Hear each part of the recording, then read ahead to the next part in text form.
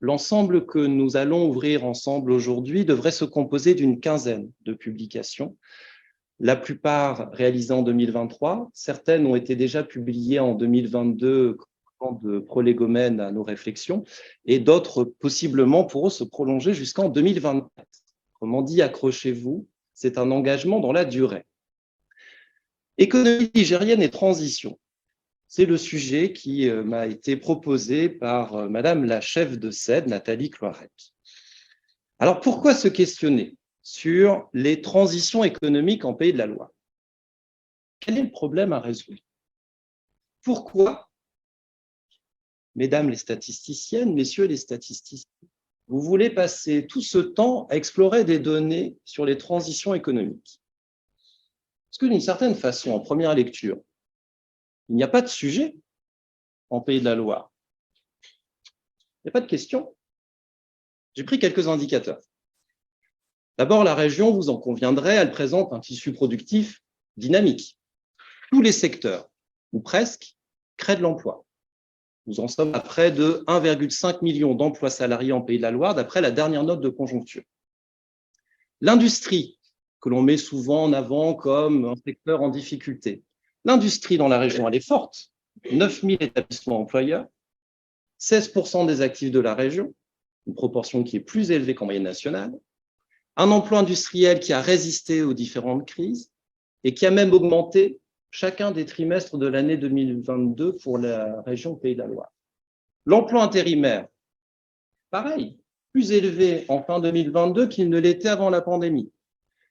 La tertiarisation, complètement réussie dans le territoire et dans ces métropoles, en atteste le développement des services d'ingénierie, l'informatique, les services interentreprises, l'entrepreneuriat. La création d'entreprises n'a jamais été aussi élevée. Sur une année complète, 47 000 créations d'entreprises dans la région. Et enfin, l'insertion professionnelle. Il n'y a plus de sujet sur l'insertion professionnelle. Taux de chômage inférieur à 7%, largement en deçà de la moyenne nationale. Et puis des territoires qui sont même à un niveau de chômage frictionnel. Et donc, je me tourne vers ma collègue, Madame la statisticienne. Pourquoi ce sujet? Pourquoi pas? Pourquoi ce sujet? Alors, on va prendre un peu de recul historique quand même pour y répondre. Un peu de recul historique. Je vous ai retrouvé un ouvrage qui date d'il y a 30 ans, 1993. J'espère que vous le voyez en webconférence. Ça s'appelle « La France et ses régions ». C'est une publication de l'INSEE.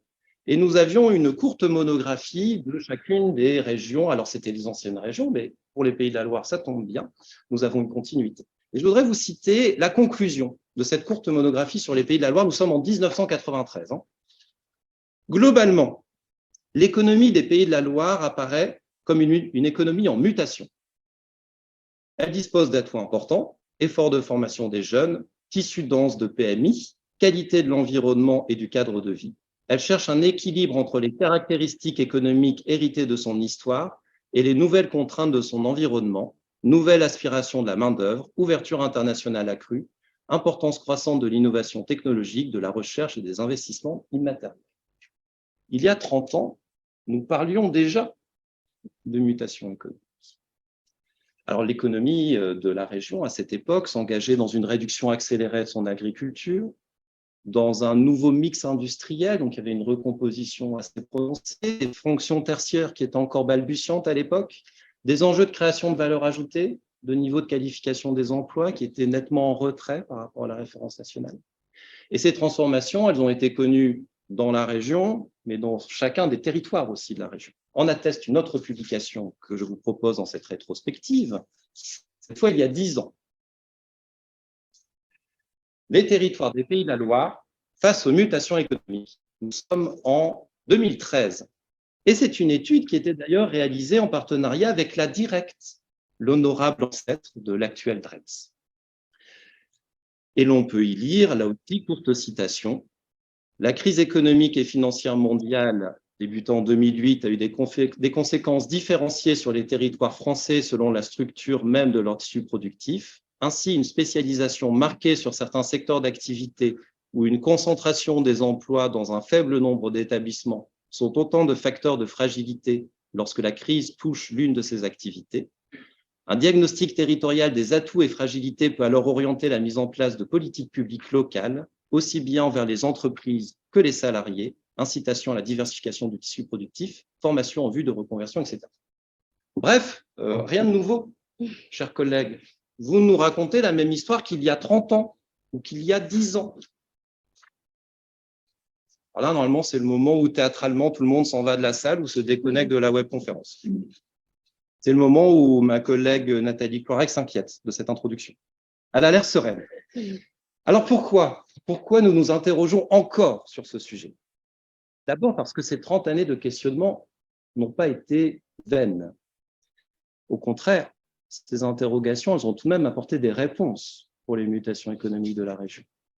Et ce n'est pas par hasard si le bilan que j'ai pu établir en ouverture de ce propos est à ce point positif. C'est sans doute aussi parce que les études, les diagnostics et surtout ce que les femmes et les hommes d'action ont pu engager comme mobilisation des acteurs territoriaux, des politiques publiques, ont aidé à ce que, face au choc, face aux mutations, la région, on peut le dire, en ressorte grandie en termes de tissu productif.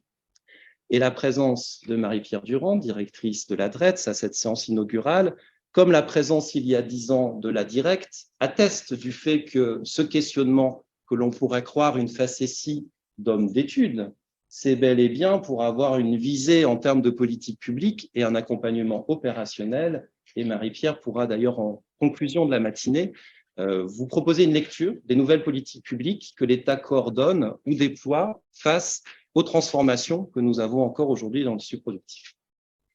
Par ailleurs, la question que nous vous proposons, ce n'est pas tout à fait la même aujourd'hui qu'il y a 30 ans ou qu'il y a 10 ans. Allez, je lis encore un dernier passage, je vous promets, c'est la dernière citation. Je suis toujours dans l'étude de 2013. Il est très court. Face aux mutations économiques résultant de crises soudaines, les territoires ne disposent pas des mêmes atouts ni des mêmes fragilités. Juste ce passage-là. Il y a 30 ans, il y a 10 ans, il y avait des crises soudaines. Qu'est-ce qui a changé? Ce qui a changé, c'est la démultiplication des crises. Crise financière de 2008 et le credit crunch pour les entreprises. Crise de la dette publique de 2010, vous vous en souvenez, hein, la dette grecque, etc., avec aussi des impacts sur le marché de financement. La pandémie de 2020 et la perturbation des chaînes d'approvisionnement. La crise géopolitique de 2022 et l'impact énergétique et puis la poussée inflationniste. Donc, on en a à peu près sur 15 ans, on a 4 crises majeures à l'échelle mondiale, avec cette particularité que l'aboutissement de la mondialisation fait que le moindre choc n'est plus idiosyncrasique, c'est-à-dire sur une économie régionale, mais systémique, c'est-à-dire sur une économie monde, et avec d'ailleurs un effet en général de démultiplication de ce choc. Donc, ce qui change, c'est que nous n'examinons plus des mutations dans le sens « il y a un choc, j'y réponds », mais des transitions dans le sens où il y a en permanence des chocs, plus profonds d'ailleurs qu'ils ne l'étaient auparavant. Et donc, en permanence, j'évolue. Je ne passe pas d'un point A vers un point B, je suis en évolution permanente.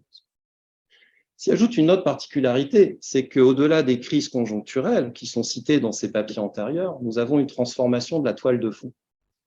Nous l'avons sous l'angle sociétal. On va désormais s'interroger sur la responsabilité sociale des entreprises, sur le rapport au travail. Donc, nous ne sommes plus dans un monde productiviste où le seul but, c'est d'augmenter la production. Nous avons des transformations démographiques. Nous savons que demain, il y aura moins de consommation qu'aujourd'hui, puisqu'il y aura moins de consommateurs. Nous avons désormais engagé la déprise démographique sur le vieux continent et demain à l'échelle de la France et après-demain à l'échelle de la région.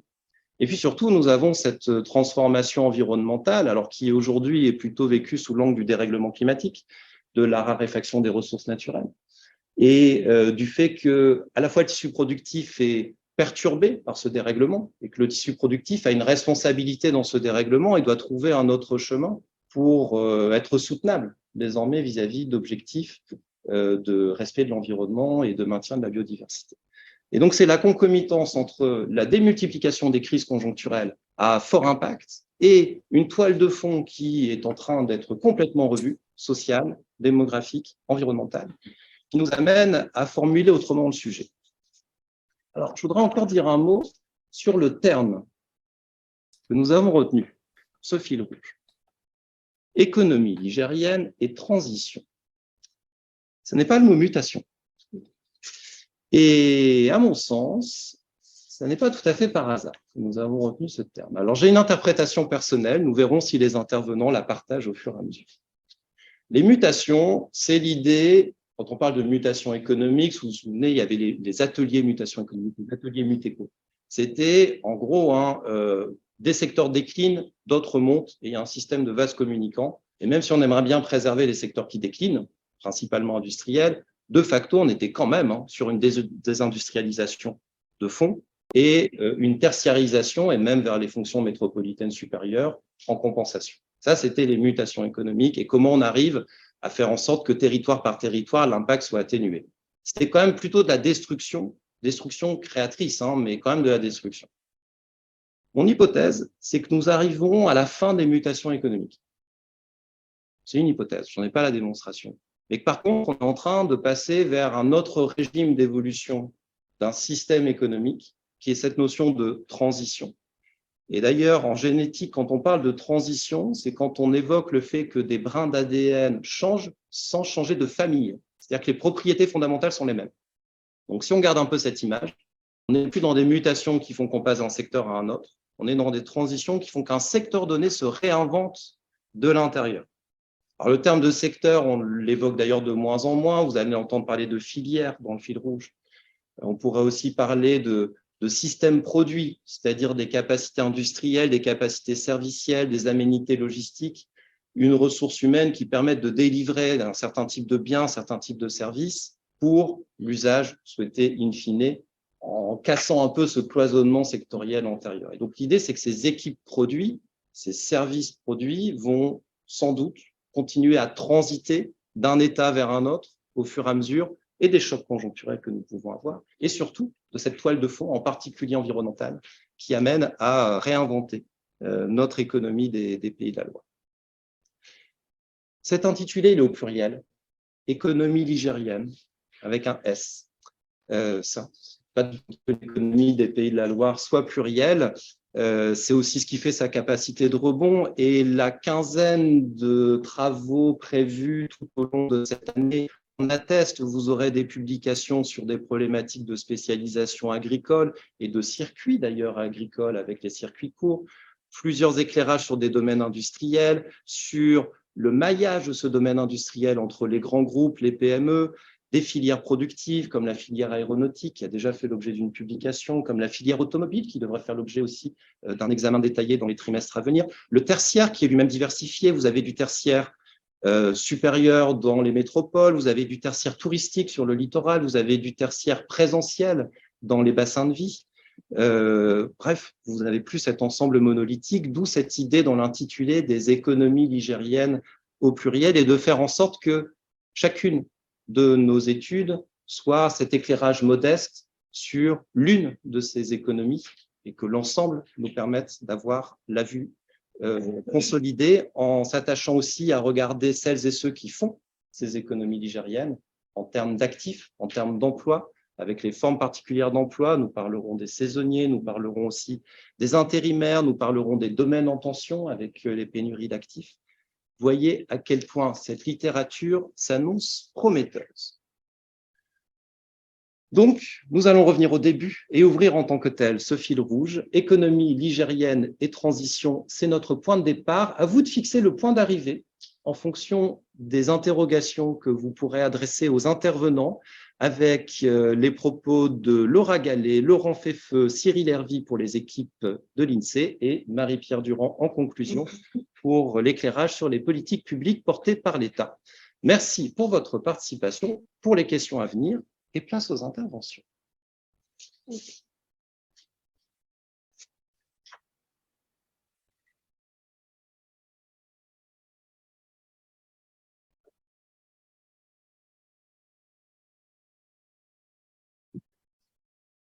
C'est pour le diaporama.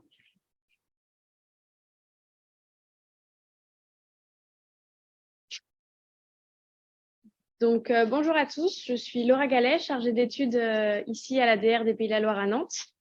Je vais vous parler des mutations passées et à venir dans l'économie et l'emploi à partir de la publication Industrie et tertiaire productive des atouts à conforter, qui est la première étude, qui est le lancement du fil rouge, que j'ai réalisé avec Maëlle Fontaine. Donc, avant de commencer... Ah oui, ça me fait... Voilà. Avant de commencer, premier point de cadrage pour comprendre la dynamique propre de la région. Donc, entre 1999 et 2019, le nombre d'actifs en emploi a augmenté. On était à 1,3 million d'actifs en emploi dans les Pays de la Loire en 1999. On est à 1,6 million d'actifs en emploi en 2019. Et soit une augmentation de plus 1% par an depuis 20 ans dans les Pays de la Loire, contre seulement plus 0,7% par an pour la France métropolitaine. Et donc, cette importante évolution est expliquée par le fort dynamisme démographique de la région, mais également par une hausse soutenue du nombre d'actifs en emploi dans la région liée à des forts taux d'activité et des forts taux d'emploi.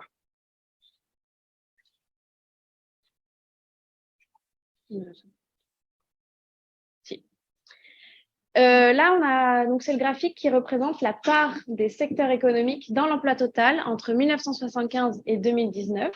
Donc, on a les 4 grands secteurs, industrie, tertiaire, industrie, agriculture et construction. On va commencer par l'agriculture. Donc, l'agriculture, c'est le trait rouge. Donc, en trait plein, c'est la région. En trait pointillé, c'est la France métropolitaine. Et on voit que le trait rouge, donc en 1975, l'agriculture correspondait à 19% de la part de l'emploi total pour la région. Et en 2019, on n'est plus qu'à 4% de la part de l'emploi total. On était la première région en 1975. On est passé à la 4e place, 4e rang des régions françaises. Et au-delà de la diminution de l'emploi, on a également un changement de modèle économique. Avec un développement des formes sociétaires, il y a de plus en plus de salariat dans l'agriculture, mieux adapté à la taille surtout des exploitations qui sont de plus en plus grandes et de moins en moins familiales. Si on regarde le tertiaire, donc le tertiaire, c'est le trait bleu, donc toujours très plein pour la région, très pointillé pour la France métropolitaine. Donc, on voit qu'il y a une évolution du tertiaire. Le tertiaire représentait 44% de l'emploi total en 1975 pour la région. Et on est passé à 73% en 2019.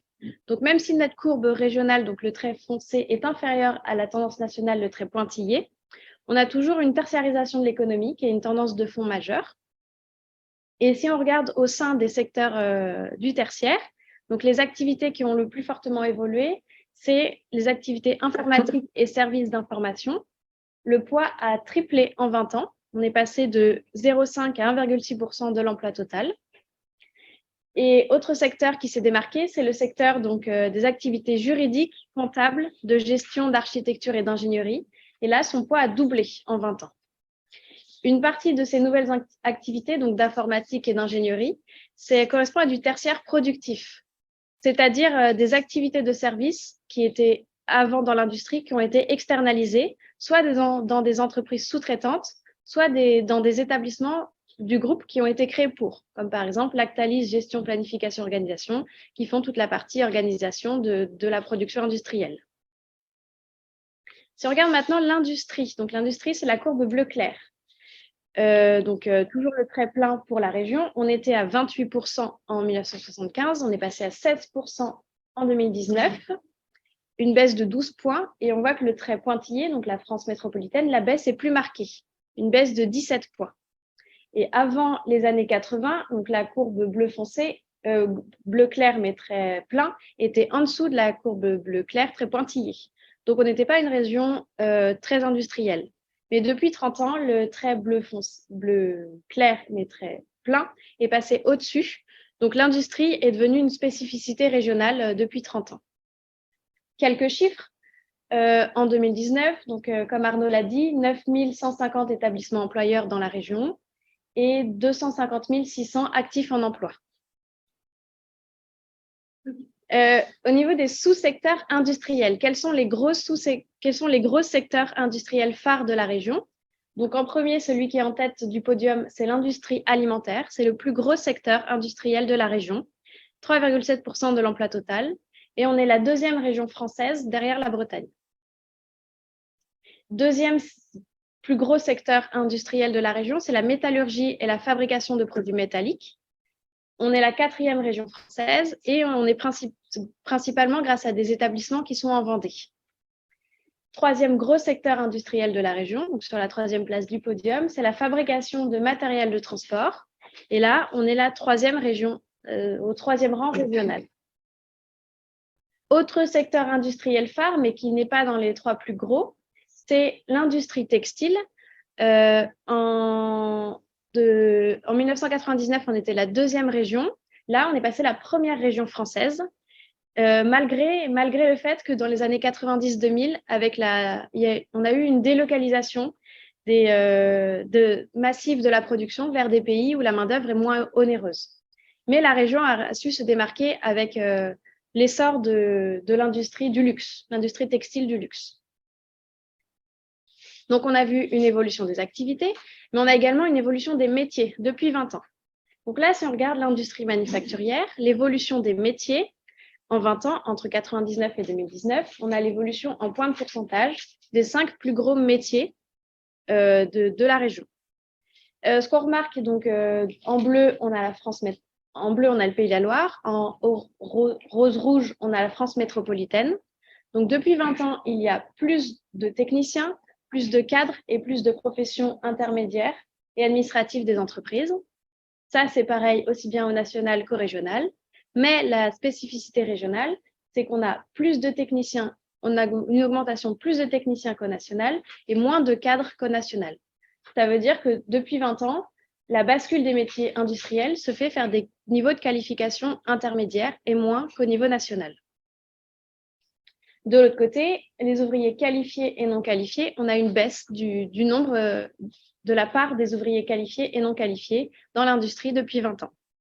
Mais ils représentent, quand on regarde les valeurs de la part de l'emploi total, la somme des ouvriers qualifiés et non qualifiés en 2019, ça fait quand même 52%. Donc, plus de la moitié des salariés de l'industrie sont des ouvriers dans la région. Et dans notre région, on a la baisse des ouvriers qualifiés est moins importante qu'au national, parce que le plus gros secteur industriel de la région, on l'a vu avant, c'est l'industrie alimentaire. Et dans ce secteur-là, la part des ouvriers qualifiés a augmenté. Donc, les métiers évoluent malgré le fait que les modèles classiques de salariat et de CDI sont toujours présents et relativement stables. Mais les évolutions qu'on a, ce sont des évolutions sur, par exemple, diminution de la part des non-salariés, principalement dans l'agriculture. Dans l'agriculture, il y a de moins en moins de non-salariés et c'est de plus en plus, ça devient des salariés parce que les exploitations sont de plus en plus grandes. Une autre évolution importante, c'est le taux de recours à l'intérim. Depuis 2016, on est au premier rang, la région est au premier rang régional du taux de recours à l'intérim et atteint 4,4% au premier trimestre 2022. Et ça s'explique toujours par le premier gros secteur industriel de la région, qui est l'industrie alimentaire. Dans ce secteur-là, deux contrats conclus sur 10 sont des contrats intérimaires. Une autre spécificité régionale, c'est le temps partiel, qui est plus répandu dans la région qu'au national. On est à 19% de temps partiel dans la région, contre 17% seulement en France métropolitaine. Donc, on a les formes d'emploi. On a aussi les conditions d'emploi qui évoluent, comme si on regarde le salaire. Donc, sur le graphique, on a le salaire net des actifs en emploi, toujours en bleu Pays de la Loire, en rouge, rose France métropolitaine. On a, pour tous secteurs confondus, également pour les 5 grands secteurs. On remarque que les salariés de la région sont moins bien payés. On est à 14 € net de l'heure en moyenne, contre 15,30 € net de l'heure pour la France métropolitaine. Donc, les salariés sont moins bien payés dans la région qu'au national. Ça s'explique par 2 choses. La première chose, c'est le fait qu'on a plus d'ouvriers et moins de cadres qu'en moyenne nationale. Mais également, ça s'explique par le fait qu'à secteurs égaux, on voit bien qu'on soit en agriculture, en industrie, en construction, etc., les salariés sont moins bien payés qu'au national. Également, une autre différence, c'est dans la région un décalage important entre diplôme obtenu et niveau de qualification de poste espéré. En effet, dans la région, en 2019, 28% des salariés occupent un poste d'une qualification socio-professionnelle moins élevée que celle à laquelle ils pourraient prétendre avec leur niveau de diplôme, contre seulement, entre guillemets, 25% pour le national. Donc, on voit que toutes ces évolutions, surtout celles sur le décalage, c'est un point de vigilance pour les années à venir. La nouvelle population ligérienne qui arrive dans la région est plus jeune et plus diplômée et donc plus sujette à ces questions de décalage entre diplôme et niveau de qualification de poste. Donc, il faudra donc trouver des débouchés à cette nouvelle main-d'œuvre plus qualifiée. Et des nouvelles mutations ont déjà été amorcées dans les organisations productives pour répondre à ces soucis-là, comme par exemple le développement de l'industrie 4.0. C'est une industrie qui fait intervenir davantage d'intelligence artificielle et davantage de recherche et développement. C'est des métiers plus qualifiés, mais on ne connaît pas encore leur impact réel.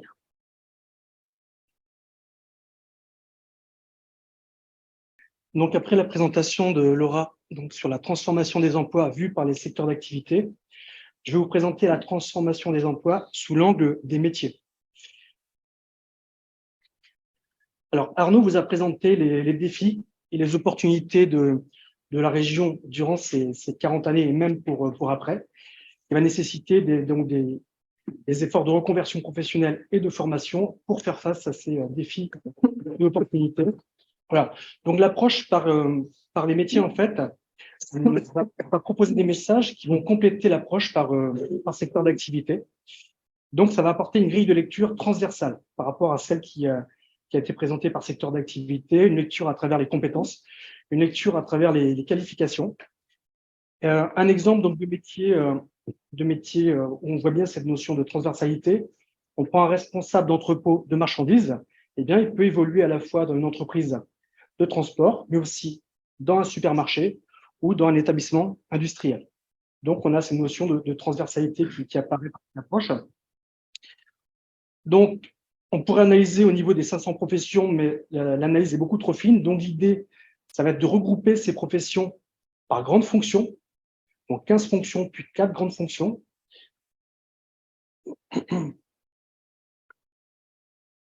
Et donc, ces 500 professions, donc l'INSEE propose de les regrouper en 4 grandes fonctions, donc les fonctions métropolitaines, fonctions de production concrète, fonctions à orientation présentielle, ou autrement dit de service à la population, et fonctions transversales.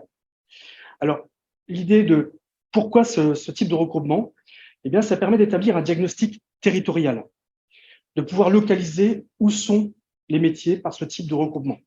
On a des regroupements donc, de fonctions métropolitaines. Qui dit métropolitaine dit présence dans les métropoles, dans les grandes aires urbaines,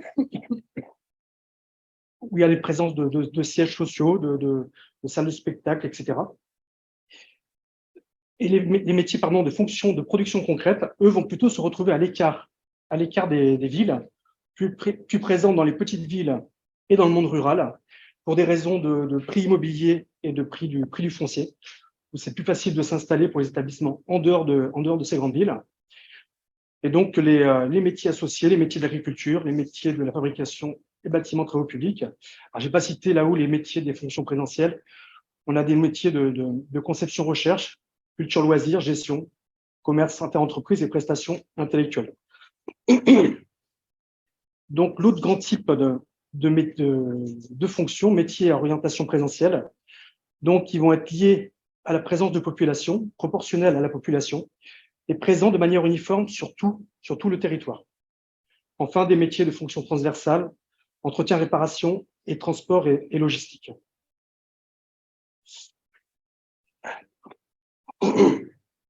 Alors, si on regarde les principaux messages qui vont apparaître, donc des messages qu'on retrouve dans l'étude précédente, plus de 400 000 emplois créés sur la période, donc une évolution de 35% sur la période, évolution plus dynamique par rapport à la France de province. Qui dit France de province dit toutes les régions de France métropolitaine en dehors de l'Île-de-France. Alors, pour les raisons qui ont été expliquées, ce plus grand dynamisme, la croissance démographique, la diversité du tissu productif de la région.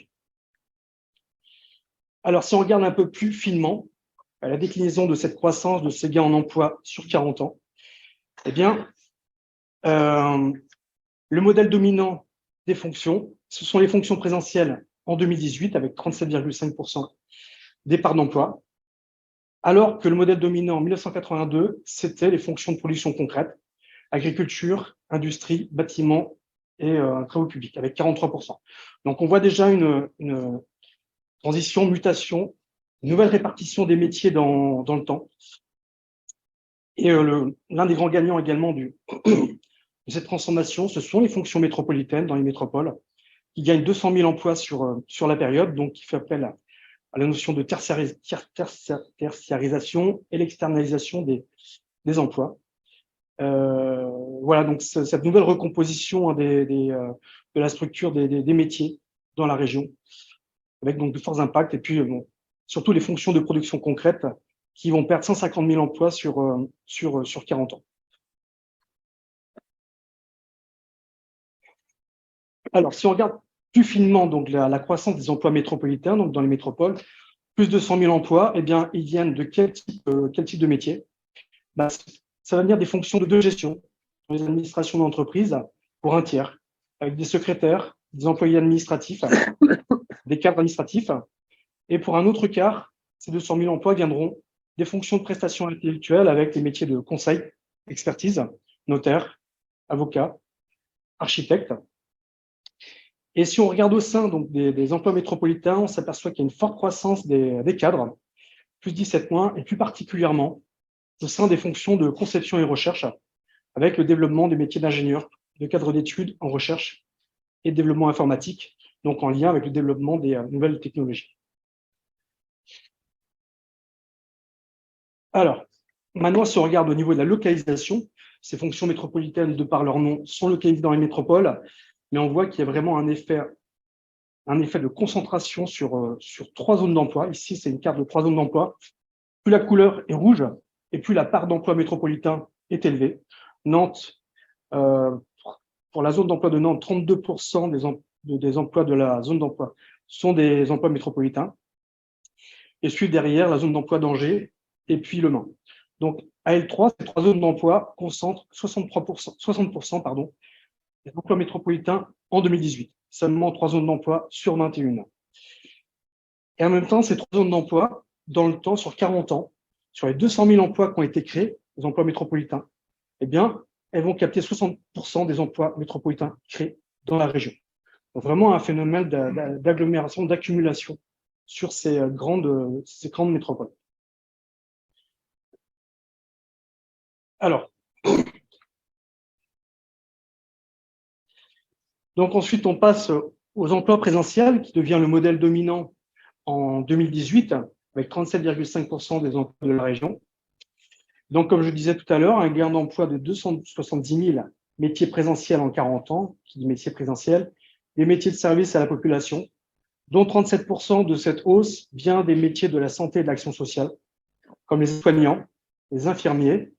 Donc, en lien avec la croissance démographique, puis aussi le vieillissement de la population, davantage de personnes âgées en situation de dépendance. Et puis également un quart de ces 270 000 emplois présentiels en plus viennent des métiers de services de proximité comme assistante maternelle, aide à domicile, aide ménagère. Donc en lien avec la féminisation de l'emploi, l'augmentation du taux d'activité des femmes.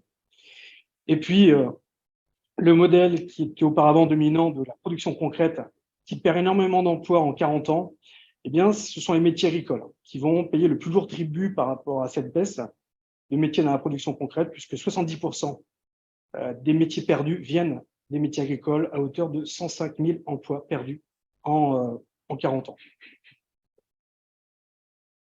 Alors, maintenant, si on regarde un peu plus finement, on a vu que le modèle dominant devient maintenant les métiers présentiels, auparavant les métiers de la production concrète, c'est de voir est-ce que ce phénomène, est-ce qu'il se retrouve un peu partout, pour toutes les zones d'emploi, ou de manière différenciée.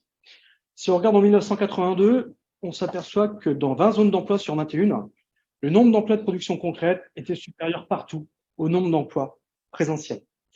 Retournement de situation en 2018, renversement de situation dans 16 zones d'emploi sur 21, le nombre d'emplois présentiels prend le dessus par rapport au nombre d'emplois de production concrète, 16 zones d'emploi sur 21. Et donc, on voit si sur ce graphique, en abscisse, on a la variation des emplois de fonction présentielle, donc qui vont augmenter partout dans toutes les zones d'emploi. En ordonnée, on a donc la baisse du nombre d'emplois dans la production concrète. Et on voit que ce sont les zones d'emploi qui sont spécialisées dans l'agriculture en vert ou en bleu foncé pour l'industrie qui vont subir la plus grande transition, le plus grand renversement de situation par rapport à ce transfert métier de production concrète vers les métiers présentiels. Et je vous remercie de votre attention.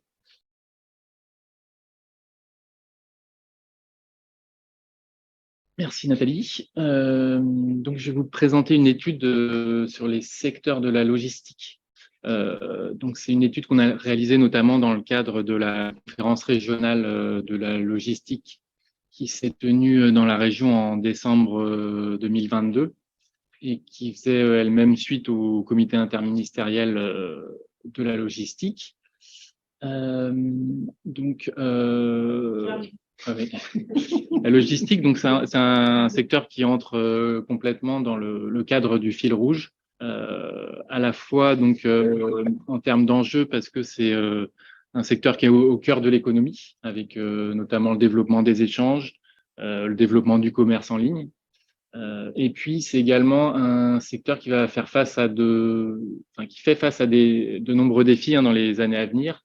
À la fois donc en termes de transition environnementale, transition énergétique, également transition industrielle, transition numérique. Donc ça entre complètement dans le cadre de notre fil rouge. Merci. C'est un secteur quand même qui reste relativement difficile à quantifier. Parce qu'il va englober des activités de transport, d'entreposage, de manutention, de conditionnement et divers services associés.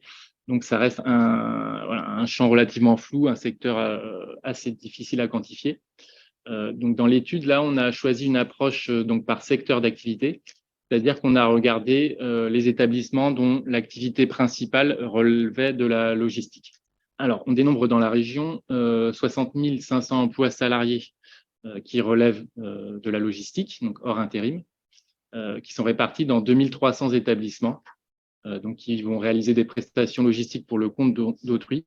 Ce sont des établissements donc qui ont une activité majoritaire dans le secteur de la logistique. Donc, ça représente 4,4% de l'emploi régional. C'est légèrement plus qu'au niveau national, c'est 0,2 points de plus qu'au niveau national. On a toutefois, comme on le voit sur le graphique, une position intermédiaire entre la France de province et le niveau national en termes de part d'emploi liée à la logistique. On a une stabilité, donc là sur la période 2008-2018, on a une légère augmentation donc de 0,1% par an. Donc, c'est assez stable. En comparaison, on a une augmentation de 0,5% par an de l'emploi salarié régional. Donc, comme on a sélectionné donc les établissements qui avaient une activité majoritaire dans la logistique, on a donc la moitié des emplois qui sont vraiment des métiers de la logistique, donc tout ce qui est conducteur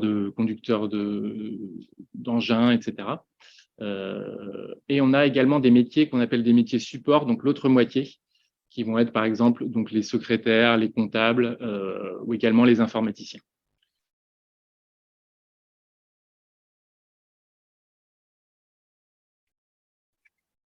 Alors, les secteurs de la logistique, on a donc le premier secteur dans la région, c'est la logistique terrestre, qui va regrouper 56% des emplois. Donc, c'est 6 points de plus qu'au niveau national. Donc, on a notamment dans ce secteur d'activité, la première activité, ça va être le transport routier de fret interurbain, donc qui correspond au transport de fret de longue distance, donc interrégional, voire international. C'est une activité qui est très dynamique, parce qu'elle a augmenté de 1,2% par an sur cette période de 10 ans, alors qu'elle a plutôt stagné au niveau national. Donc, dans cette activité de transport routier de fret interurbain, on va retrouver des entreprises comme Dash Air France ou STEF Transport qui vont regrouper plusieurs centaines de salariés. Et donc, dans la logistique terrestre, la deuxième activité, ça va être le transport routier de fret de proximité. Avec là, par exemple, l'entreprise comme Avilog qui va regrouper 400 salariés. Le deuxième secteur, ça va être l'affrètement, l'organisation des transports et les autres services, qui regroupent 28% des salariés de la logistique. Donc là, on va retrouver notamment tout ce qui est activité de poste, avec 11 000 salariés, mais également donc, dans l'affrètement et l'organisation des transports, un nombre important de salariés, avec notamment l'entreprise U-Logistique qui va regrouper 1600 salariés dans la région. Et l'affrètement, l'organisation des transports, c'est également une activité qui est très dynamique, parce que là, on a une augmentation de 4,8% par an sur cette période de 10 ans. On retrouve également donc, le conditionnement et l'entreposage qui vont regrouper 12% des salariés de la logistique, avec notamment une part importante des centrales d'achat dans la région, qui a un poids nettement supérieur au niveau national, notamment avec la présence de centrales d'achat qui ont un rayonnement supra-régional, qui vont desservir d'autres régions, notamment les magasins U et le magasin Leclerc. Et enfin, donc, tout ce qui concerne le secteur logistique portuaire, maritime et aérienne, qui va regrouper 4% des salariés de la logistique.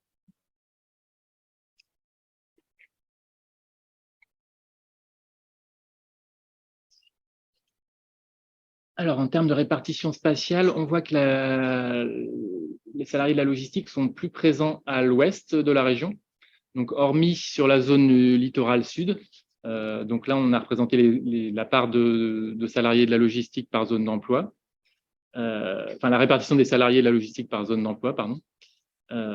Et on a notamment donc la zone des Herbiers Montaigu qui va se démarquer parce qu'elle va regrouper donc 8% des emplois de la logistique, donc ça correspond à 5000 salariés. Donc ça s'explique notamment par donc l'implantation historique d'établissements dans cette zone d'emploi. Et également en termes d'infrastructures autoroutières, c'est une zone d'emploi où on va retrouver donc l'autoroute de Nantes, l'autoroute de Cholet, l'autoroute de La Roche-sur-Yon, qui vont se croiser dans cette zone d'emploi. Donc, c'est une zone voilà, propice aux activités logistiques. On a notamment 9 établissements qui vont concentrer 2500 salariés. Donc, je peux citer par exemple Schenker France, Dash Air France en termes de logistique terrestre, également U-Logistique qu'on citait tout à l'heure sur l'affrètement et l'organisation des transports.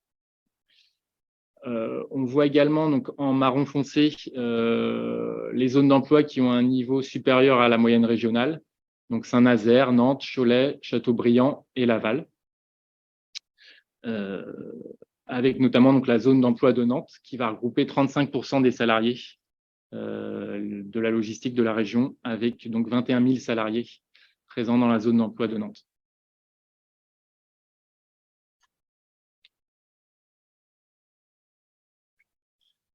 Alors, en termes de catégories socio-professionnelles, on a donc plus de la moitié des emplois qui sont occupés par des ouvriers, donc 54% des emplois dans la région.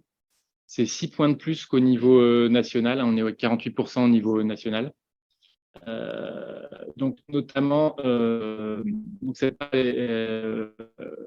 elle est notamment plus présente, enfin très marquée dans la logistique terrestre, où là, c'est 72% des emplois de la logistique terrestre qui sont occupés par des ouvriers. Donc, on a notamment 2 tiers d'emplois ouvriers dans les transports routiers, avec donc tout ce qui est les emplois de conducteurs routiers, donc les grands routiers, et également les conducteurs livreurs, donc par exemple les coursiers. On a également en deuxième position donc les employés, avec 18% de part d'employés parmi les salariés de la logistique. Donc notamment là on va retrouver ces emplois dans les activités de poste. Et puis on a donc 15% de professions intermédiaires et 9% de cadres. Donc là on est à un niveau légèrement inférieur au niveau national.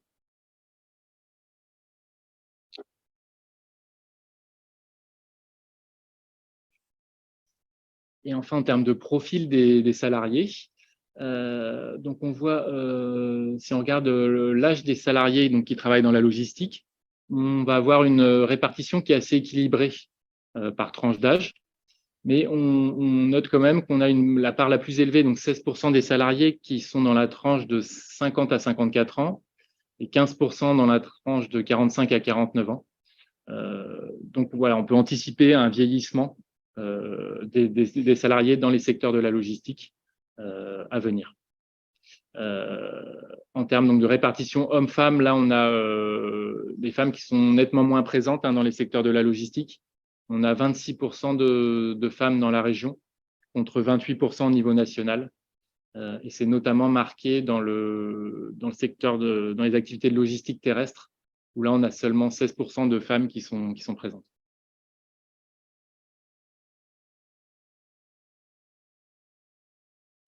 Voilà pour cette première présentation sur la logistique.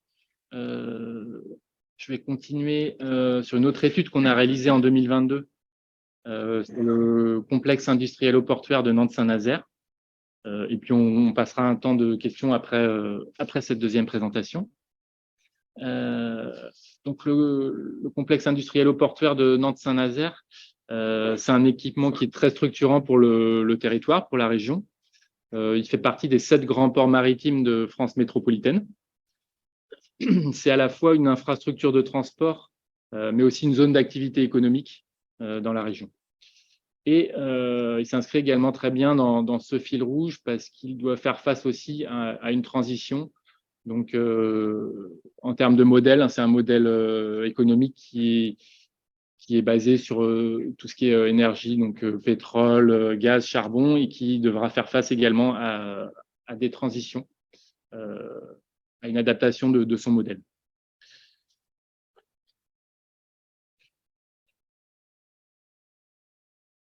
Alors, on dénombre 28 500 salariés qui sont liés au complexe industriel portuaire de Nantes-Saint-Nazaire.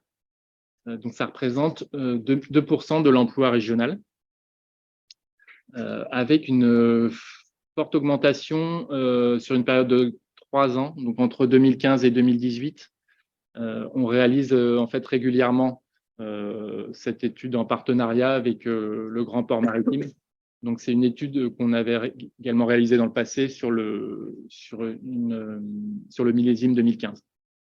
Donc, on compare par rapport à ce millésime-là, cette année 2015, et on a 8,8% d'emplois en plus sur ces 3 ans, ce qui correspond à plus de 1300 salariés. Donc, comparativement, l'emploi salarié régional a augmenté de 2,1% sur cette période.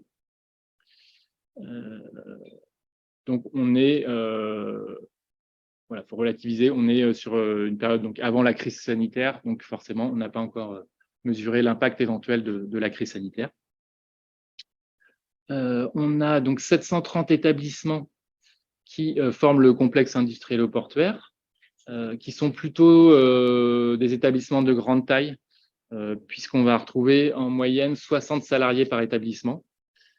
Et on a notamment 4 établissements qui sont constitués de plus de 1000 salariés, donc notamment 2 établissements d'Airbus, les chantiers de l'Atlantique et un établissement de Naval Group qui regroupe plus de 1000 salariés.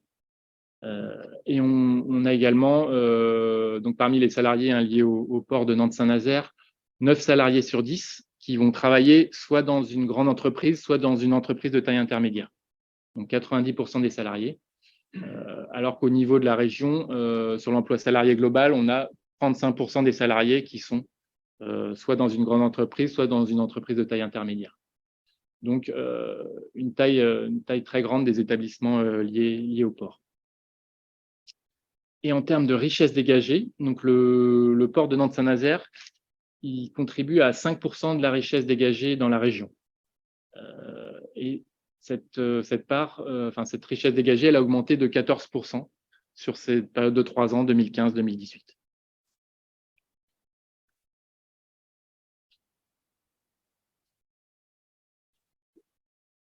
Alors, dans les activités qui vont être liées au port de Nantes-Saint-Nazaire, on va avoir d'un côté les activités maritimes qui sont vraiment des activités cœur de métier. Donc, on va retrouver notamment la gestion du port, l'organisation des transports, la construction maritime. Et de l'autre côté, on va avoir des activités non maritimes. Donc, ça va être des établissements qui vont tirer parti des infrastructures portuaires et qui vont être localisés sur les communes d'implantation des établissements du port de Nantes-Saint-Nazaire. Donc, du côté des activités maritimes, donc cœur de métier, on a 9 000 emplois, 9 000 salariés qui travaillent dans les activités maritimes. Donc avec notamment une part importante de la construction maritime qui représente plus de la moitié des emplois.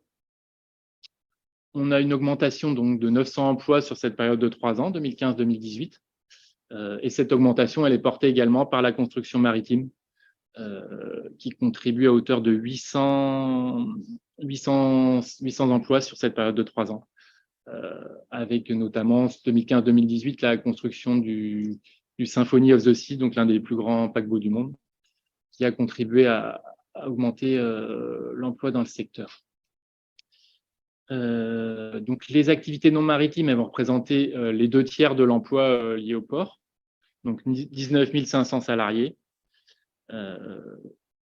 Donc notamment l'industrie qui va porter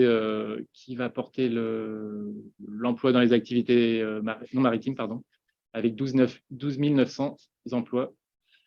Donc là, on retrouve notamment la construction aéronautique, avec donc 7 400 emplois. Donc la construction aéronautique, donc c'est 1/4 de l'emploi lié au port et c'est 1/3 de la richesse dégagée par le port. La construction aéronautique, elle est également très dynamique, avec 9,5% d'emplois gagnés sur cette période de 3 ans, donc 650 emplois, parmi les 1400 gagnés dans les activités non maritimes. On a également donc des activités de service avec 4 900 emplois, donc notamment le commerce de gros qui regroupe 1 900 emplois, et puis les transports routiers qui vont regrouper 1 700 emplois.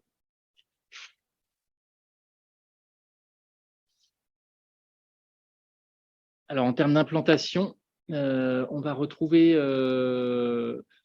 donc l'ensemble des établissements en fait liés au port de Nantes-Saint-Nazaire vont être localisés sur 36 communes qui s'étendent le long de l'estuaire de la Loire, donc sur une 60aine de kilomètres. Avec là donc les 2 pôles les plus importants vont se situer à Saint-Nazaire et Montoire de Bretagne, qui vont regrouper respectivement 24% et 22% des salariés du port de Nantes-Saint-Nazaire.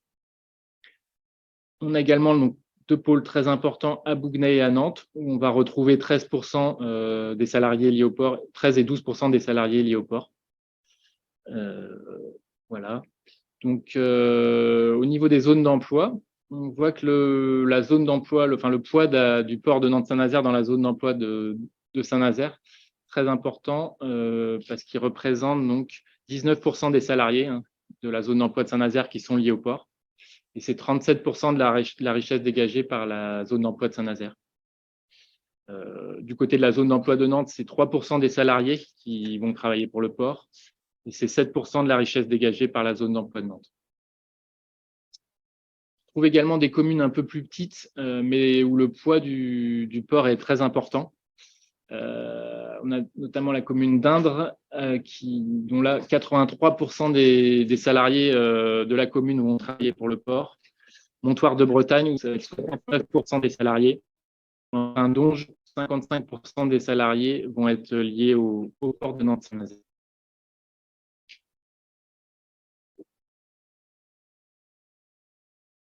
Donc là, on était sur l'implantation des salariés.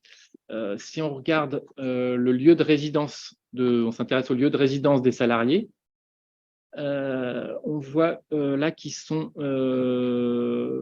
concentrés donc, sur les communes, ils vont résider, donc 13% vont résider sur la commune de Saint-Nazaire, 10% sur la commune de Nantes, donc qui vont être les 2 communes qui concentrent le plus de salariés du port, donc en termes de lieu de résidence. On a également les communes de Donge, Pontchâteau, Saint-Herblain-Rezé, qui vont concentrer un nombre non négligeable, donc entre 2 et 3% de l'ensemble des salariés du port.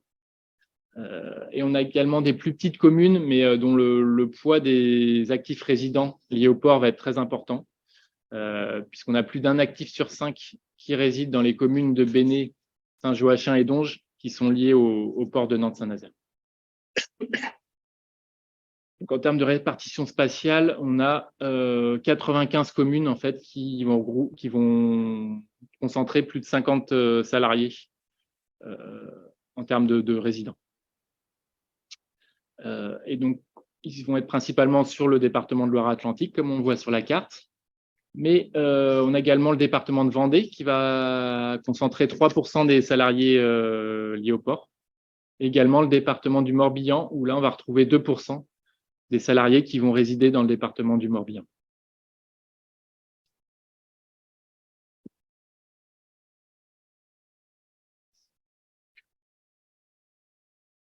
Donc, les salariés du port sur leur lieu de résidence vont à leur tour contribuer à l'économie locale en consommant, donc en termes de la consommation courante, en termes de logement, de services, de loisirs. Ils vont contribuer à l'économie locale. C'est ce qu'on va appeler les emplois induits. Et là, on estime à 13 000 emplois induits par les salariés du port sur leur lieu de résidence. Donc, on a d'un côté 4 000 emplois induits par les activités maritimes, par les salariés des activités maritimes, et 9 000 emplois induits par les salariés des activités non maritimes. Donc, la répartition spatiale des emplois induits, elle est très liée au lieu de résidence des salariés. Donc, on va retrouver 30% de ces emplois induits sur les communes de Nantes et Saint-Nazaire. En termes de répartition sectorielle, on a un quart de ces emplois induits qui sont dans les secteurs de la santé et l'action sociale. On a 18% dans l'administration publique et on a dans le commerce et la construction également une part importante d'emplois induits, donc 16% dans le commerce et 11% dans la construction. Et donc, si on regarde au niveau global entre les salariés liés au port, les emplois induits donc générés par la consommation des salariés et les familles de l'ensemble de ces salariés, on estime à environ 109 000 personnes qui sont liées de près ou de loin aux activités du port de Nantes.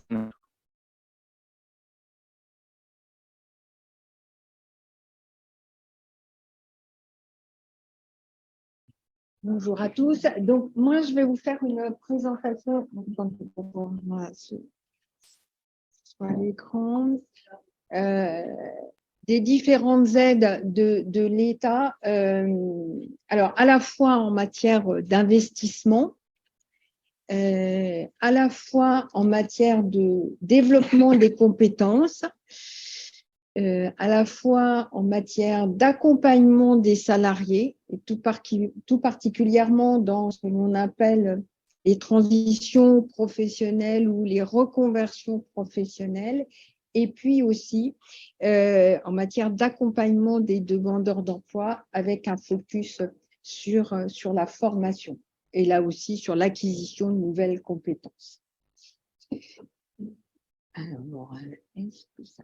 Voilà. Alors, on va commencer par la partie investissement avec le programme France 2030. J'imagine que vous avez certainement entendu parler, qui est le nouveau plan qui fait suite au plan de relance, mais qui a une toute autre philosophie, dans la mesure où il est très axé à la fois sur la décarbonation de l'économie, d'une part, et d'autre part sur la volonté d'accompagner et de financer des acteurs émergents, porteurs d'innovation qui aujourd'hui, alors à la fois porteurs d'innovation et aussi bien évidemment en tout cas non destructeurs de l'environnement.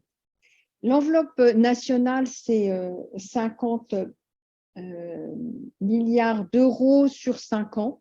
Alors, contrairement au plan de relance, c'est vraiment les deux facteurs qui sont déterminants dans le choix des projets. C'est vraiment la volonté donc, de décarbonation. Donc ça, c'est pour toutes les entreprises qui s'engagent dans une décarbonation de leur activité. Et puis, la deuxième chose, c'est effectivement accompagner les acteurs émergents.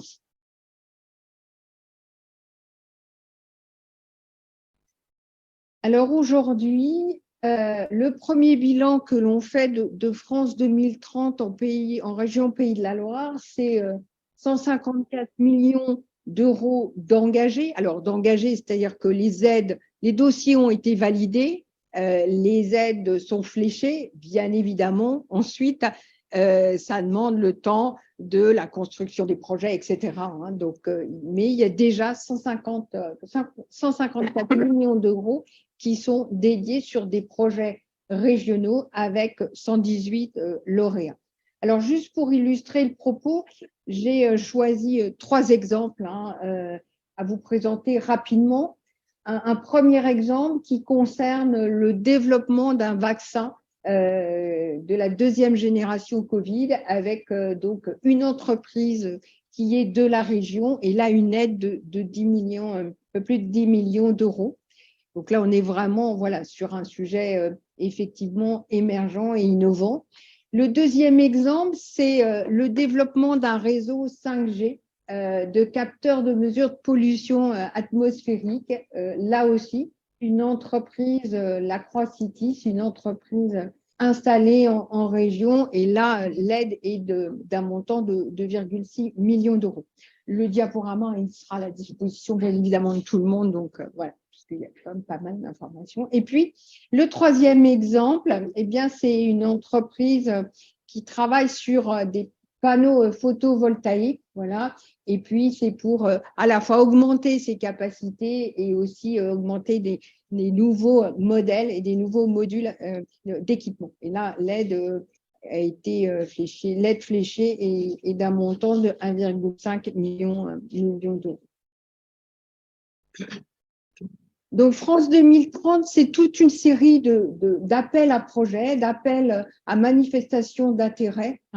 Ils sont très nombreux. Donc, ce que je vous propose, et c'est pour ça qu'on l'a mis comme cela, plutôt que de vous faire une liste qui serait trop longue, c'est juste de remettre le lien du site internet de l'adresse sur lequel vous trouvez toutes les informations sur les différents appels à projets pour lesquels les entreprises peuvent bien évidemment présenter des dossiers. Et puis, à chaque fois, vous avez le cahier des charges avec, encore une fois, des points d'attention, les critères de sélection des sujets, c'est des dossiers, pardon, c'est à la fois, bien évidemment, l'importance des retombées économiques, c'est à la fois les critères environnementaux et puis le positionnement, la techno par rapport à la concurrence. C'est vraiment ces critères-là qui font que le dossier va être retenu ou pas.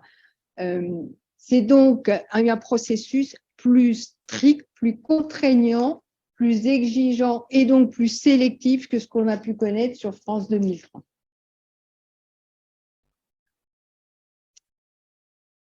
Alors là, c'est sur la partie investissement et dans la partie compétences et métiers d'avenir, il y a aussi là une enveloppe financière qui est introduite dans France 2030 pour accompagner les entreprises vers les métiers d'avenir et vers les compétences d'avenir. Donc, c'est à la fois un travail de prospective, un travail de diagnostic avec pas forcément directement les entreprises, mais plutôt les OPCO, les groupements d'employeurs, les branches professionnelles pour travailler sur le plus en amont possible sur les métiers de demain, quelles vont être les compétences dont les entreprises vont avoir besoin pour derrière monter l'ingénierie d'abord de formation, puis les formations.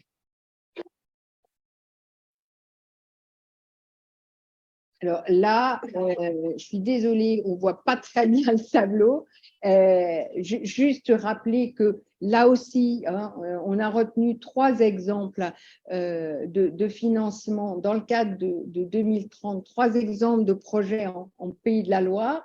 D'une part, l'Institut national d'enseignement supérieur pour l'agriculture qui est à Angers, avec un développement sur alimentation et environnement. La deuxième chose, c'est le deuxième dossier qui a été aidé, c'est au Mans, le Mans Université sur un programme des métiers autour de l'hydrogène vert. Et puis, la troisième chose, c'est sur le groupe École supérieure du bois, où là aussi, on a des formations sur les métiers de demain. Et donc, c'est trois exemples d'accompagnement. Donc, voilà pour France 2030 avec un volet investissement et un volet accompagnement dans les compétences.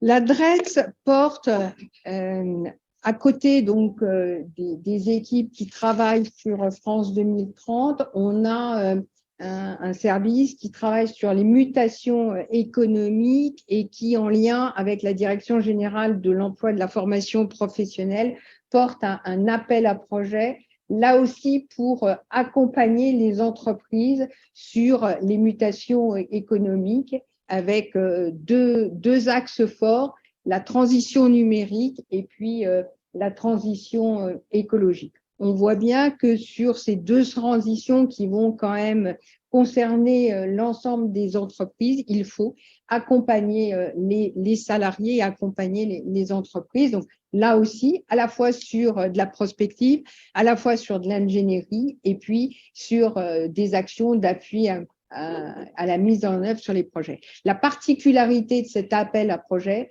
c'est qu'il est destiné et il s'adresse prioritairement aux TPE et PME, puisque l'objectif, c'est que ce soit applicable à des entreprises, que ça bénéficie à des entreprises de moins de 250 salariés. Alors, là aussi, c'est pas forcément en lien direct, c'est pas forcément les entreprises qui répondent à cet appel à projet, ce sont plutôt les OPCO, donc les opérateurs de compétences, les groupements d'entreprises et puis aussi les partenaires sociaux, les fédérations professionnelles. Donc, c'est plutôt les consortiums qui vont pouvoir répondre à cet appel à projet, mais c'est bien évidemment au bénéfice des entreprises et au bénéfice des salariés des secteurs concernés. Trois exemples, là aussi, d'accompagnement dans le cadre de cet appel à projet. D'abord avec le secteur de la construction, avec lequel on a signé un contrat d'études prospectives sur transition écologique et énergétique. Évidemment, le secteur de la construction est un des premiers secteurs qui doit s'approprier ces deux thématiques. Donc, on aura à la fois un diagnostic territorial, à la fois donc un travail avec tous les acteurs de la construction et puis derrière l'élaboration d'un plan d'action autour de ces deux thématiques que sont la transition écologique et la transition énergétique pour cette filière-là dans le département du Maine-et-Loire. À l'échelle de toute la région, on a sur le secteur du numérique, on va avoir une étude et un accompagnement de toute la filière numérique et là, ce sera à l'échelon régional. Et puis, le troisième exemple, c'est avec les commerces de services. C'est une adaptation des métiers et une adaptation des compétences des salariés, tout particulièrement avec le développement du e-commerce d'une part, et puis d'autre part, l'autre sujet pour ce secteur d'activité, c'est aussi tous les sujets de cybersécurité. Et là aussi, bien évidemment, il faut accompagner les salariés, il faut accompagner les compétences, puisque voilà, aujourd'hui, les gens qui sont formés sur l'activité de commerce et qui exercent dans ces activités-là depuis plusieurs années n'ont certainement pas les compétences en matière de cybersécurité. Or, c'est véritablement un enjeu pour ces entreprises-là. Donc, il faut vraiment travailler au développement des compétences. Donc, on a parlé, je vous ai présenté des accompagnements à l'investissement, des accompagnements à l'adaptation des compétences, mais plutôt à l'échelle d'une branche professionnelle, d'un secteur professionnel. Là, avec la prestation que l'on appelle PCRH, Conseil en ressources humaines, là, on est vraiment sur une aide directe à l'entreprise. Là aussi, la cible des entreprises, c'est PME, TPE, moins de 250 salariés. C'est vraiment parce qu'on sait que dans ces entreprises-là, de cette taille-là, on n'a pas forcément une structuration de la ressource humaine comme on peut avoir dans des entreprises de taille beaucoup plus importante. Et donc, par un accompagnement, par un intervenant extérieur, on va aider le chef d'entreprise sur sa démarche ressources humaines. Alors, soit sur l'identification des compétences qui existent aujourd'hui, comment elles peuvent évoluer, les compétences dont il aura besoin demain. Ça peut être aussi sur l'évolution des carrières au sein de l'entreprise. Donc, voilà, c'est un dispositif qui est cofinancé, puisque l'État vient en financer une partie, l'OPCO peut en financer une autre partie, et on a une convention en Pays de la Loire avec le Conseil régional pour que le Conseil régional contribue aussi au financement de cet accompagnement-là. Aujourd'hui, enfin, en 2022, on a réussi à accompagner 462 entreprises dans le cadre de cette démarche PCRH. Et avec une très forte présence des entreprises de moins de 50 salariés, puisque 88% des entreprises accompagnées avaient moins de 50 salariés. Donc, c'est vraiment notre volonté de cibler les TPE au maximum. 3 exemples, voilà, là aussi, d'accompagnement PCRH. Une TPE de 3 salariés, donc vous voyez, on peut aller vraiment sur des toutes petites entreprises, hein, commerce de détail alimentaire spécialisé, et là, c'était sur un accompagnement à l'appropriation du e-commerce par le chef d'entreprise, mais aussi par l'ensemble de ses salariés, par ces 3 salariés. Un autre exemple de TPE hein, sur impression sur support divers et commercialisation. Et là, c'est pareil, hein, c'est très ciblé. Et puis, dans une entreprise un peu plus importante, c'est un travail au renforcement de l'engagement éco-responsable de l'entreprise. Donc là, on est sur une démarche presque de RSE hein, autour à la fois de la sensibilisation aux éco-gestes, de l'optimisation de la gestion des déchets. Il y a un accompagnement sur 5 jours. Quelque chose que l'on a construit en 2022 et qui va voir, puisqu'il y avait un marché à passer, et qui va voir le jour dans les prochains jours, puisque le lancement de la plateforme territoriale d'appui aux transitions professionnelles dans le département de la Loire-Atlantique, eh bien, la mise en route de cette plateforme se fera le 8 mars. La logique de ces plateformes, c'est vraiment d'anticiper au maximum les transformations, les mutations économiques, j'ai envie de dire, pour qu'il y ait le moins d'impact social et que l'on puisse anticiper le plus. Il n'y a rien de plus destructeur ou de plus même, je dirais, violent. Hein. C'est dans une vie professionnelle, que ce soit celle d'un chef d'entreprise ou celle de salarié, hein, que d'arriver à une situation où une entreprise se restructure, elle peut même fermer, et donc on va passer par la case Pôle emploi avant de retrouver une autre activité professionnelle. Et donc, la philosophie et la volonté de cette plateforme de transition professionnelle, c'est sur un territoire donné, vous regardez les entreprises qui potentiellement vont se développer, vont avoir besoin de main-d'œuvre, vont avoir besoin de nouvelles compétences, et parallèlement, les entreprises qui, à un moment donné, vont être plutôt sur une diminution ou une réorganisation de leurs activités. Et donc, c'est d'arriver à faire dans un parcours sécurisé, permettre à des salariés de ces entreprises d'aller voir, de ces entreprises qui vont peut-être être amenées à se restructurer, d'aller voir dans les secteurs qui sont plutôt en développement, quelles sont ces possibilités d'emploi, et donc de faire des passerelles entre les uns et les autres.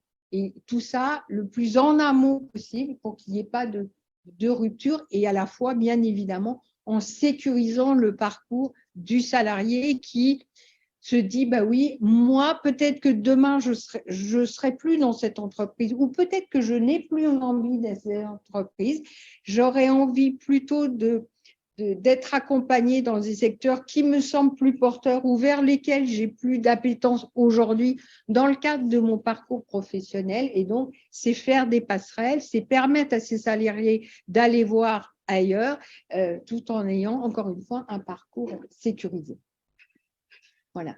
Et puis, ça permet aussi aux entreprises, effectivement, de créer des viviers et des viviers de compétences sur un territoire.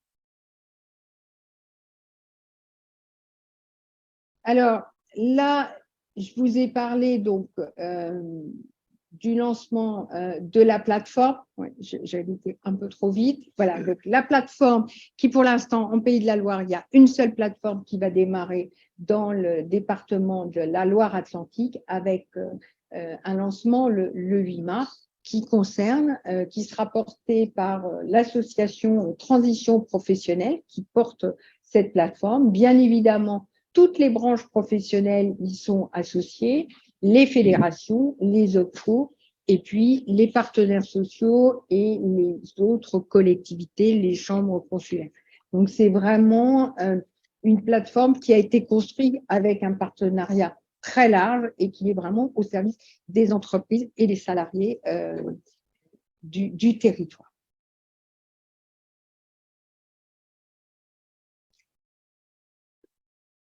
Je vous ai beaucoup parlé donc des aides aux entreprises. Là, sur la dernière partie de ma présentation, ça va être à la fois des aides directes là aux salariés et puis je terminerai sur les formations en direction des demandeurs d'emploi. Donc, sur l'aide aux salariés, il y a le conseil en évolution professionnelle qui permet finalement à chaque salarié ou même indépendant, de faire un point sur son parcours professionnel, sur son souhait d'évolution professionnelle et sur les actions à conduire pour que si la personne souhaite cette transition professionnelle, eh bien qu'on lui donne toutes les clés pour réaliser au mieux et aller jusqu'au bout de son souhait de transition professionnelle. En Pays de la Loire, en 2022, il y a eu plus de 14 000 personnes qui ont sollicité un entretien avec un conseiller en évolution professionnelle. 12 000, un peu plus de 12 000 personnes ont eu un premier conseil et puis plus de 4 000, presque 5 000 personnes ont été accompagnées dans un projet professionnel.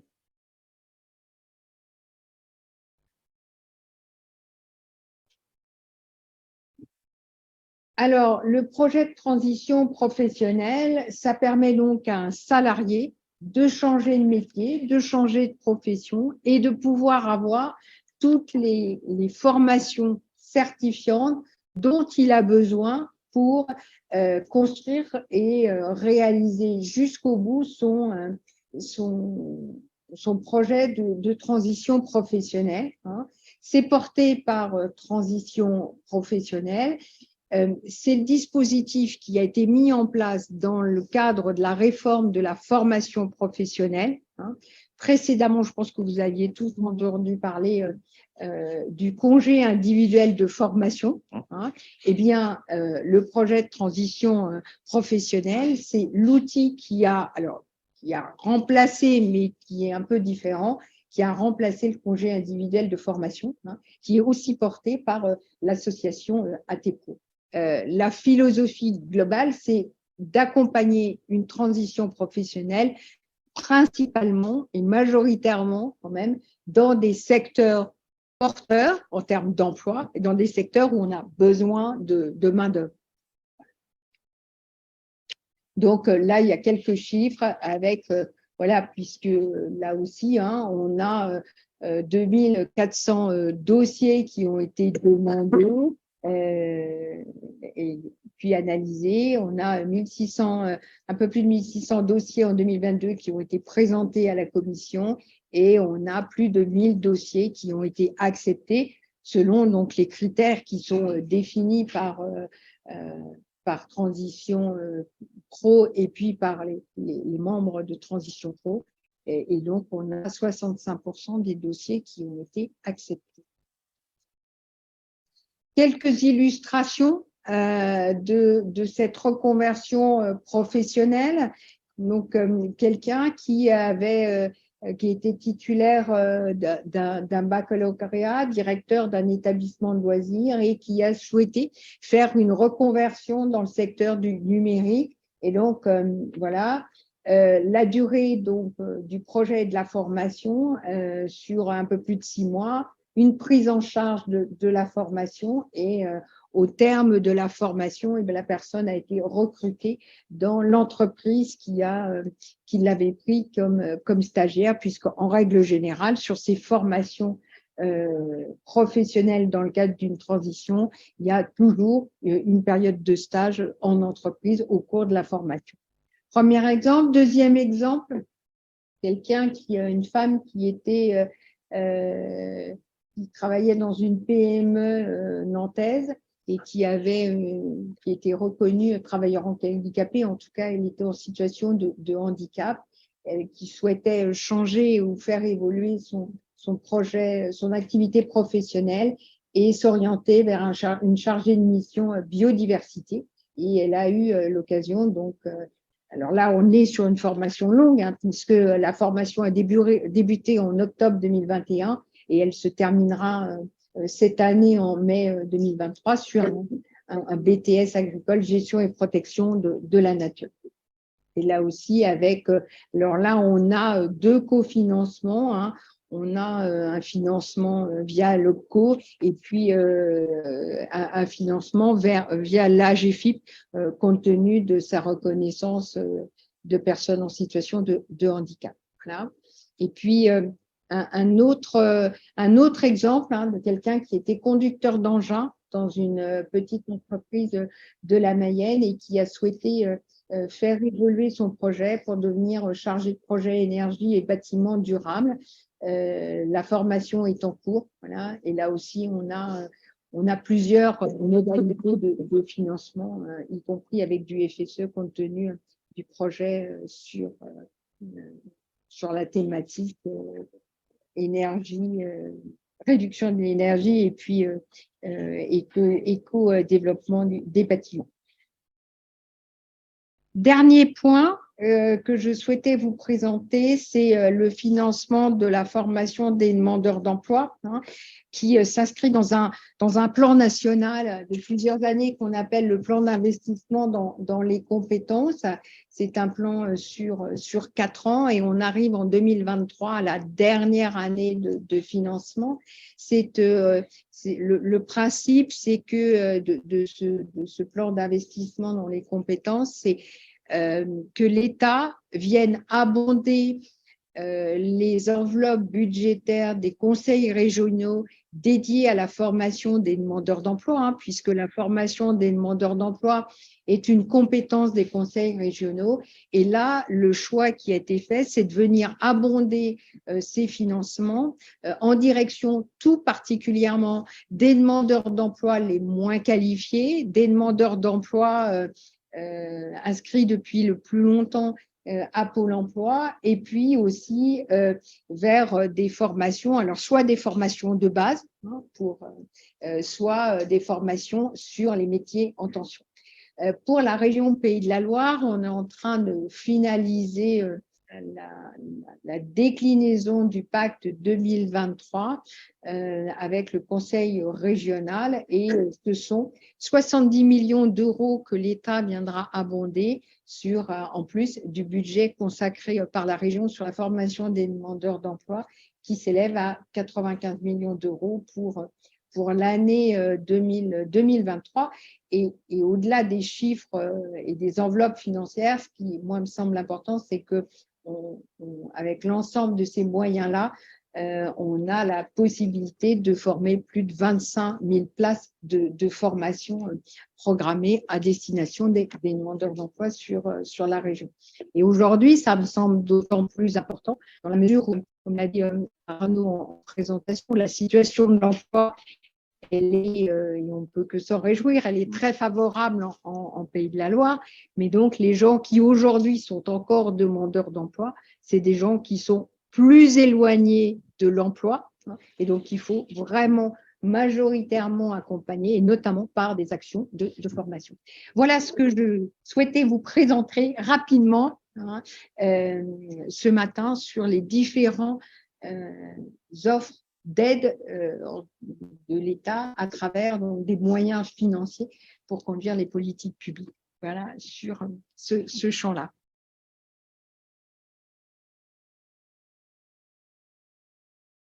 Conclusion? En un mot. Un mot. Convaincu. Il me fallait conclure en un mot. Convaincu. Laura, Laurent, Cyril, vous m'avez convaincu du fait que cette question n'est pas une question du passé. Je reviens quand même à l'introduction. Pourquoi s'interroger sur les transitions économiques? Vous m'avez convaincu. Il me semble qu'avec vos exposés et puis dans la salle, avec vos interrogations complémentaires, on a bien la démonstration que c'est une question gigogne que l'on ouvre avec différents éclairages. On l'a évoqué sous l'angle des actifs. Dans la salle, vous avez posé les interrogations sur l'évolution des qualifications et des formations, sur les cadres de rémunération. On a aussi l'éclairage sous l'angle des secteurs et des filières, confrontés notamment à la décarbonation. Nous nous sommes interrogés sur tout ce qui est transverse avec l'exemple de la logistique ou du complexe portuaire qui doit réinventer son offre de services. La question, OK, entendu, elle est d'actualité et donc carte blanche pour faire ce fil rouge avec la quinzaine d'études prévues. Cette question, c'est rassuré, hein. Non, sinon on arrêtait tout là. La question elle est pertinente pour le statisticien. Alors, nous voyons tout de même qu'il y a déjà une capacité d'analyse rétrospective sur 40 ans, une capacité de comparaison avec d'autres régions, des effets multiplicateurs qui ont été déjà approchés pour l'emploi, voire pour la valeur ajoutée. Mais les défis pour les statisticiens sont encore nombreux. J'ai entendu dans nos échanges le fait qu'il nous fallait aussi capter les intentions des acteurs et pas seulement regarder là où ils en sont aujourd'hui. Qu'il nous faut aussi croiser peut-être les regards et les indicateurs pour appréhender les transitions, pas seulement sous l'angle économique, mais bien aussi sous l'angle sociétal, environnemental, etc. Donc, fertiliser d'une certaine façon notre appareil d'observation. Et puis, cette question, elle a tout son sens au niveau des politiques publiques, et l'exposé de Marie-Pierre est assez éloquent. J'ai retenu d'ailleurs que sur ces politiques publiques, nous n'en étions plus à de la remédiation. Et ça, c'était l'époque des mutations. Les mots que tu as utilisés, Marie-Pierre, c'est diagnostic et prospective. Comment on se projette demain. On est sur des dispositifs multiscalaires qui sont pensés pour les fédérations professionnelles, pour les entreprises, pour les salariés, pour les demandeurs d'emploi, le tout croisé par la dimension territoriale. Et puis, ce qui m'a frappé aussi dans cet exposé sur les politiques publiques, c'est cette idée d'accompagnement, mais là encore, pas de l'accompagnement en substitution des parties prenantes, mais plutôt en révélateur, c'est le mot que vous avez utilisé dans l'une des dernières questions, c'est comment les acteurs se saisissent de ces dispositifs, là encore, que ce soit les entreprises, les collectivités territoriales, les organismes paritaires, pour ensuite activer toute cette potentialité en termes de facilitation de cette transition, que ce soit pour les entreprises ou pour les particuliers, puis aussi cette idée de sécurisation. Et là encore, je le prends comme argument sur le fait que nous ne sommes plus tout à fait dans les mutations, c'est-à-dire destruction pour recréer, mais bien dans les transitions, c'est-à-dire aider la personne à pivoter ou l'entreprise à pivoter sur elle-même pour ne pas perdre son domaine, mais se réinventer par rapport aux nouvelles exigences. Un mot d'agenda pour conclure, avec des rendez-vous qui vous ont été annoncés. J'ai entendu le 8 mars pour l'ouverture de la plateforme départementale dans l'exemple de la Loire-Atlantique. Nous pourrions citer début avril une présentation qui devrait être organisée par le CARIFOREF en lien avec France Stratégie, l'ADARES, l'ADRETS, sur les besoins de renouvellement de main-d'œuvre et les projections de métiers à horizon 2030. Donc là aussi, c'est une autre façon de questionner nos transitions. Et puis, côté INSEE, nous vous proposerons bien sûr de retrouver au fur et à mesure ce fil rouge en ligne et à travers d'autres conférences dans les prochains trimestres. Merci pour votre attention et bonne pause méridienne. Merci Arnaud.